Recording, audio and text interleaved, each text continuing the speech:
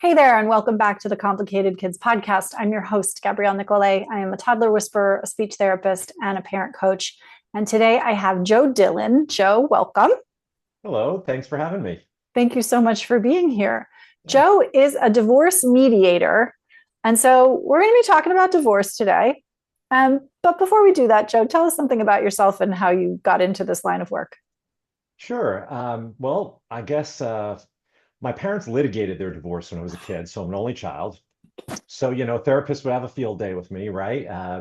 Hey, yeah, gee, what a giant surprise that this guy's a divorce mediator, right? Trying to avoid conflict, help people resolve. So at the end of the day, really, my background is finance and negotiation.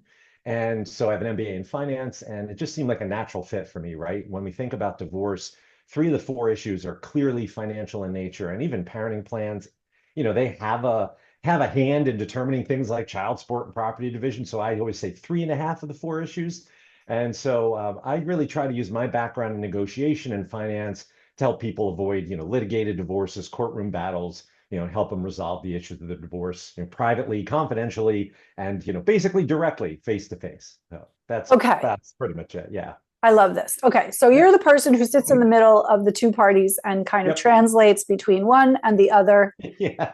so that everybody wants to sign the piece of paper and go about their business. Yeah, that's a great way to put it. Translates. As I often say to people, think of me like a UN interpreter, right? I speak German, I speak French, I speak Italian. Not that I speak any of those languages, but people have different ways of communicating. And part of what we see in a lot of conflicts is that people are frustrated because they're communicating one way and it's not being received by the other party. And they're like, why don't you understand me? It's like, well, because I speak German and you're yelling at me in French, for example, right?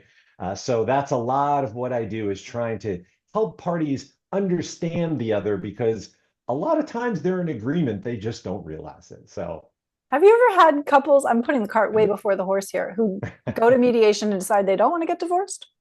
very rarely Okay. in my years, 17 years in private practice, 28 years mediating, I'd say I've had two of those Okay. couples, and a lot of the times because, we know in divorce that studies have shown someone who initiates a divorce, according to, research, has been thinking about it for 2 years and 1 month. So they've really been thinking about this. This is usually not a decision, a snap decision that somebody's like, I want a divorce, and then that's it.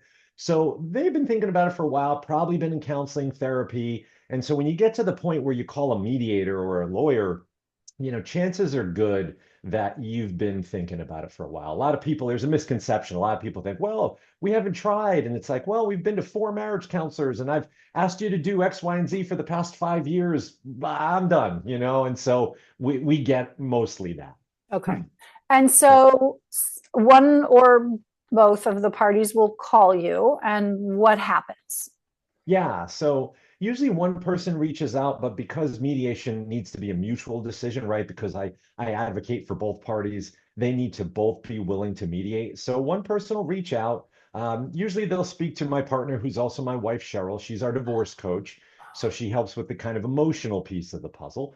And then they'll speak to her, 15 minutes and say, get some basic questions answered.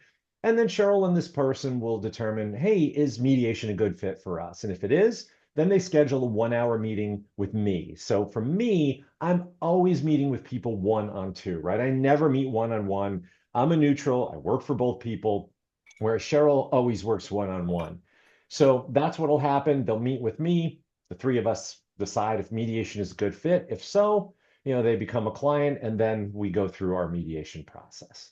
And how long does that particular, how long might that take? Is there an average? Yeah, end to end, right? We our kind of shorthand is, lawyer-driven divorces will take 2 to 3 years. Mediated divorces will take 2 to 3 months. And so, obviously, when you've got complicated kids, that expands a little bit, right? Because there's a lot more depth that needs to be covered and a lot more topics that need to be discussed. Um, but for the most part, we see our clients from the time they become a client, sign the contract to be our client to the time I'm handing them an agreement. I'd say even really on the outside would be 4 months.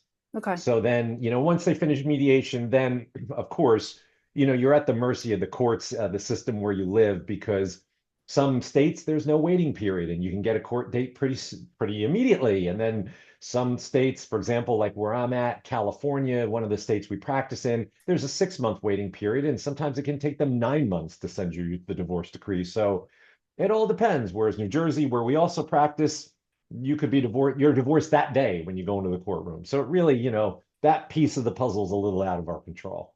Yeah.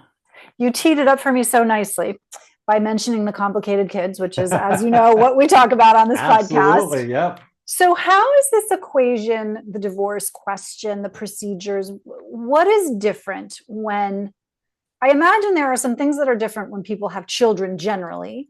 Yeah. And then what are the differences when those children have, for lack of a better term, special needs? Either developmental or medical needs that supersede kind of the regular run-of-the-mill kid stuff. What happens there? Yeah. So to answer your question in shorthand, literally everything. So, it's the old joke, like, how much time do you have? But to keep it manageable so that, as we were joking about, people don't, fade out and say, oh my goodness, this is so much to cover. Yeah. The thing that the going in position needs to be that we have a complicated child. Mm-hmm. And we as parents need to do anything and everything we can to make sure that child's needs come first. Mm. And of course, as children, right, and as a mediator, I'm always reminding parents, no matter whether or not their kids are complicated or not, yes, your kids didn't ask for this. They still view you as mom and dad, right? Or mom and mom, or dad and dad. So there is no getting around that fact. However, when you've got complicated kids, I'll break it into what I call the 4 big buckets. And let's talk a little bit about each of those so that these are things that can get the listeners kind of percolating if they find themselves in this situation.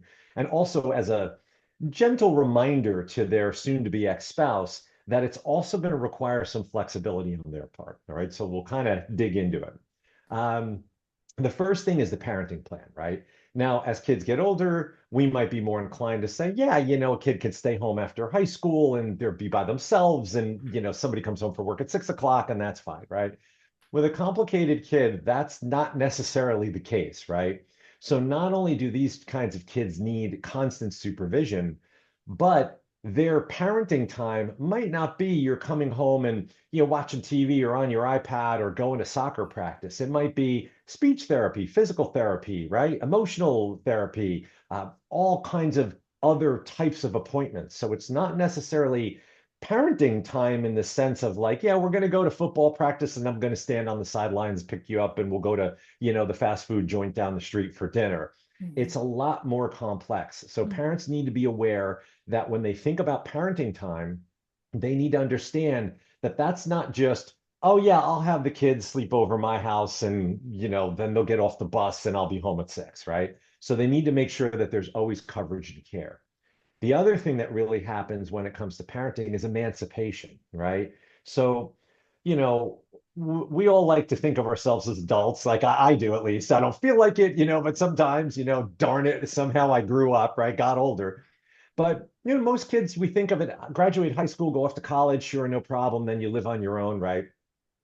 Special needs or complicated kids may never emancipate, right? They may always be living at home. They may always need supervision. So when you think about parenting in that regard, that then ties into the next piece, which is child support, right? Typically, most child support guidelines end in my shorthand, I call it the September following the graduation from high school, right? That's pretty common, right? 18, 19, somewhere in there. Okay. Well, what if these kids don't graduate high school on time? Or what if they don't ever leave the house? They don't go to college, So we have to also think, how do all those expenses get handled for just day to day, right? Food, shelter, utilities, and then what we in our line call extraordinary expenses, medical expenses, right? Care expenses, therapy expenses. These are things that typically cut off at age 23, regardless of whether you went to college or not, right? Most states say, look, at some point we say to you, age 23, you join the military, you get married, you get a job, or you graduate from college, right? So look at that list. 4 of those are maybe like unlikely. Maybe they happen, maybe they don't, right? But one of them absolutely, hopefully, fingers crossed, you turn 23. Now what? Right? So this child is 23, but really not independent. So we also have to give special consideration to the child support question, all right? Which then parlays into the alimony question, right? One of the things I hear a lot, and this is a classic argument I hear with couples. Mm. So what I call the parent who worked inside the home because they are not staying at home. Let's be real clear here, right? If I had to pay my mom a paycheck for all the crap she put up with, I'd still be paying that loan off 45 years later, right? Yeah, Like, yeah, thanks, mom. Owe you my life here. Yeah, she stayed at home with me, right? Yeah, good luck. yeah. So she worked inside the home. Dad worked outside the home.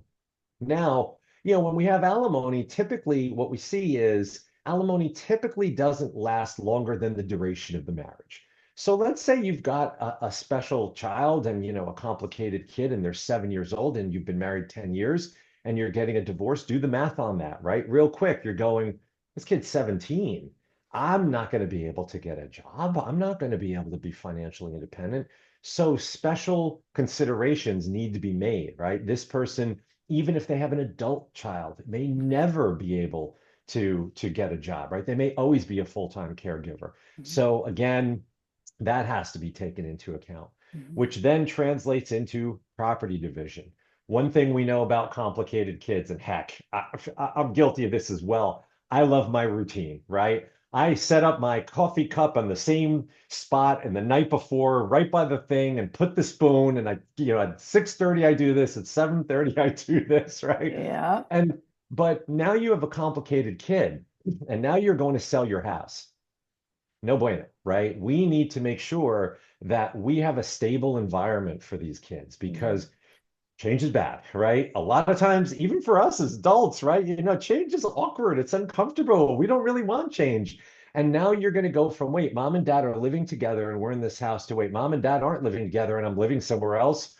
Oh boy, right? And Mhm. that's really going to impact development. And we want to create this stable environment for the kids. So sometimes we have what we call nesting plans where we keep the house, right? And mom and dad rotate in and out, or one of them stays there and then the other parent just comes over for dinner, for parenting time, stuff like that, and then goes back to their place, right? Mhm. That's pretty common. But even so, we find ways to keep that home stable the best we can. Of course, finances dictate this, right? Yeah. But that does require significant sacrifice from the non-residential parent, right? If you're saying to somebody else, look, we have to keep these houses, and like I said, I live here in California and real estate is insanity around here, right? And I had a client with a complicated kid who lives basically in the next town over from me, just by happenstance. And I'm like, I know where you guys live. Like, I know what your house is worth, right? I know the millions of dollars that it costs to keep houses and buy houses here. So guess what, other spouse? You're probably going to be renting a room in someone's house or have a studio apartment. I know that's not what you wanted at age 52 years old, but this is where we are right now. And they were perfectly fine. And in cases like that, the final thing I'll say, and I appreciate you letting me, you hanging in there, is that one of the other pieces of the puzzle with kids, just any kids in general, typically when we talk about residence, we talk about the state of the marital residence, right? So pick a state you live in, let's say Illinois, right? You live in Illinois and you live in Chicago, and so you and your spouse and your child live there. Chances are good that divorce is going to take place there, and that means that the child doesn't leave the state of Illinois without written permission and out without a good reason. Mm. And so we see here in California, for example, people will relocate to Florida because cost of living is lower. And typically that's usually a no-no because that isolates one parent, right? They are like, well, I have a job in California or New York or Washington and Seattle, but I can't relocate to Florida.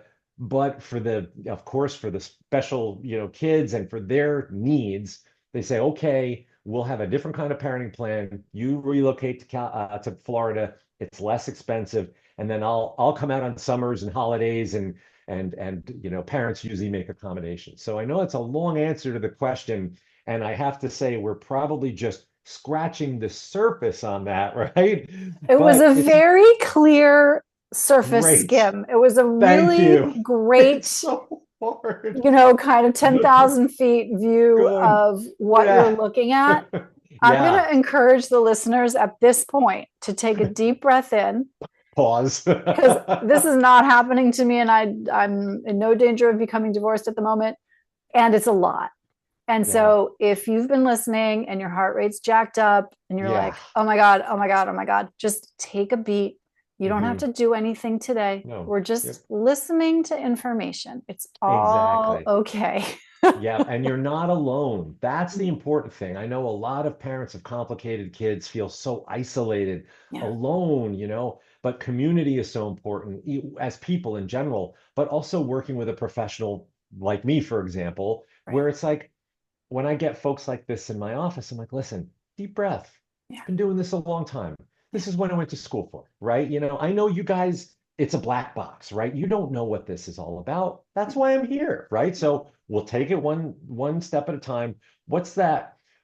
There's an old adage about how do you eat an elephant one bite at a time, right? Yeah. It's like Yeah. Yeah. Totally. that's That's what right. this is, right? That's really what this is. So that's at this point, listeners, take a deep breath, you know, you'll find professionals who can help and just walk step by step. That's all. I have two. I think we're going to do two more questions. Okay. And then we are going to wrap up, unfortunately, because as with many of my guests, I was telling you before we hit record, I feel like I would like to talk to you all day and find out all the things. There you go. In how many states are you able to practice? And is there like a normal amount of states that people practice in? Yeah, typically people will practice in one or two states. We practice in six. Okay. And so we practice in Washington, California, Illinois, New York, New Jersey, and Pennsylvania.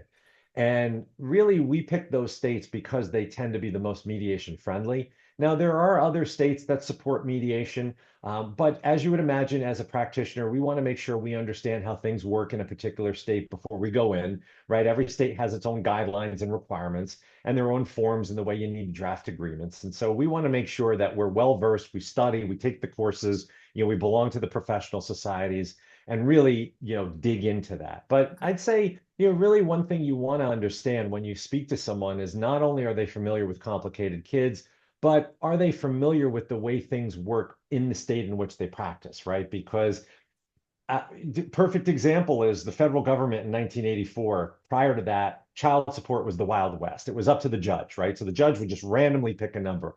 So the federal government came in and said, hey, states, you have to come up with a repeatable way of calculating child support. Mm. So we now have 50 different child support models. Yay! So nice work, everybody. So that really didn't it helped a little, I guess, so make sure whoever you're working with knows what they're doing where you live, right? That's important. I think what I'd love for you to do, tell us a short story about a client, either that because it was particularly challenging and it worked out well, or something that was particularly easy and it worked out well. But give us a flavor, give us a story, if you will. Sure. Yeah, absolutely. So one that comes to mind, client couple I worked with last year, they had a daughter. Daughter was, I believe, 26, and daughter was wheelchair bound and really needed full-time care. Mm. And so really what wound up happening was the caregiver happened to be the wife, and the wife was in a line of work, real estate agent, and so could do that in off time, right? Didn't have to go to an office 9 to 5. Mm-hmm. But the father, the husband, he traveled for his job like 3 weeks a month, right? So what wound up happening was it was challenging because on one hand, the wife said, I need more help. If you want me to earn an income, I need more help. But similarly, the husband said, but if I don't travel, he was on commission. Mm. So if I don't travel, I don't get paid and I can't support you and our daughter, right? And it was one of those moments where, your heart broke because they were both really trying. You could just like they were both just broken about it, right? Because they understood and they were just venting their frustrations. And I think that's also part of where this turned out well is we were able to actually for the probably for one of the first times help them hear each other and say, you know what? You guys are both awesome. Like I was really impressed. I'm like, listen to the two of you, how hard you're working to put your daughter first, like how much you're putting yourselves totally aside and out there. And so this couple in this example, they said, you know what? Let's move to Florida, right? And they actually wound up both moving to Florida. Yeah. This gentleman, even though he traveled for his job, right? So he's always on the road anyway. Now, granted, his territory happened to be in the western part of the United States, but he said they were in the Miami area. They moved to the Miami area, and he said, you know what? This is what it's going to take instead of and when I say this, when you talk $2-3 million houses in California, those are 1,500 square feet, 1,800 square feet. We're not talking, palatial estate, right? That house in Florida is $450,000 currently, right? Yeah. So they were able to sell their home, bank those proceeds, buy a home for for the mother and the daughter in cash. He flew out of Miami back and forth. And they were able to, at least during the week he was home, he went over and lived at the house with mom and the daughter and was the caregiver and arranged to work from home, right? So it was really out of the box thinking. They really uprooted their life. They really put the needs of their daughter first. And I gotta say, like, salute, hats off, right? That was one of those like, bravo, you guys. Like, I'm proud to be working with you because this is what it means to put kids first, right? Yeah. It's not easy, and it requires a lot of sacrifice and a lot of change, but they were able to do it. And I'm always loath to check in on people, but that's a couple that like you'd like to reach back out to and be like, how are you guys doing? Like you don't really want to hear from your divorce mediator, but I always think of those folks, right? When people go above and beyond and do something like that, it means a lot to me that they do that because I know how hard it is. So that's a good story, I guess, to kind of end our time here. I love that. And it makes me think what you said very briefly about your wife, and maybe she'd like to come on and talk about her side of this work, because it does, I imagine that it requires a fair amount of coaching, maybe more for others, less for others, but for some, but to really get those priorities into a lens and an order where one has clarity about what one wants to do. Yeah. And what needs to be done. I think that's it, right? We all look, if my life had turned out the way, I wanted it, I would be the starting first baseman for the Chicago Cubs. And I would also be the lead guitar player in a famous rock band. I would be doing both of those things at the same time. And I probably would also be a cowboy, a fireman, and an astronaut, just if I'm spitballing here, Gabrielle. And so, but, I'm a divorce mediator. I love what I do, but, that probably wasn't a life plan. And that's what we as adults have to realize. We got this situation. Here we are. Let's make the best of it and do what needs to be done, right?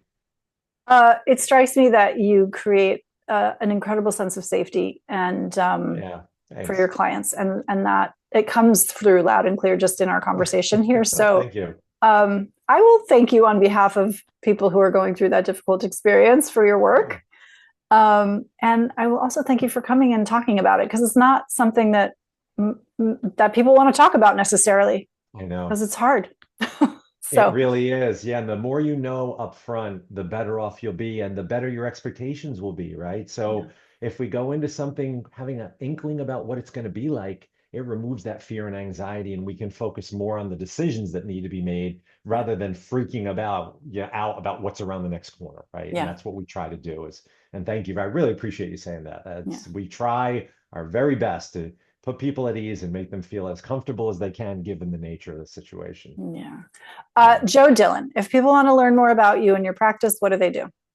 So best place is probably our website. Our company is Equitable Mediation. So equitablemediation.com, not meditation. We get a lot of that. So make sure you type very carefully like I do Hunt and Peck, right? Equitablemediation.com. And up on the website, there's a whole bunch of information about divorce, mediation, the process. We have a learning center where we offer all kinds of free stuff. We've been blogging for 17 years. You'll find all kinds of state-specific guides, information on how alimony, child support, parenting, property division, all these things work.